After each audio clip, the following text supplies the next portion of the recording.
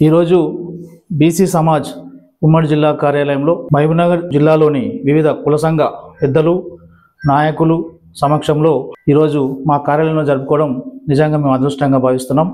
ఎందుకొరకంటే బడుగు బలహీన వర్గాల కొరకు, స్త్రీల కొరకు, ముఖ్యంగా ఉపాధ్యాయ వృత్తిని నమ్ముకొని ఈరోజు దేశవ్యాప్తంగా మహిళలు ఈరోజు ఉద్యోగములు కానీ వివిధ రంగాలలో ముందడుగున్న కారణం అంటే దానికి ప్రధాన కారణం సావిత్రిబాయి పూలే గారే.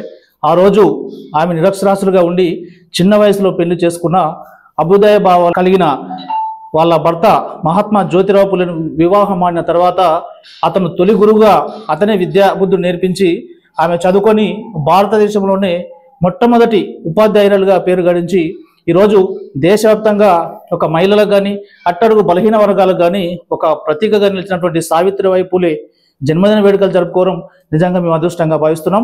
ఎందుకంటే ఆ మహాతల్లి ఆమె చివరంకం వరకు దాదాపు 58 విద్యాలయాలను నెలకొల్పి స్త్రీల పక్షాన పోరాడి విద్యాబుద్ధులు నేర్పించి ఒక చైతన్యం తీసుకొచ్చిన వీరవనిత, భారతదేశ వ్యాప్తంగా గుర్తించబడిన సావిత్రిబాయి పూలే గారికి ప్రభుత్వం భారతరత్న ఇవ్వాలని కూడా మేము ఈ సందర్భంగా తెలియజేస్తున్నాం.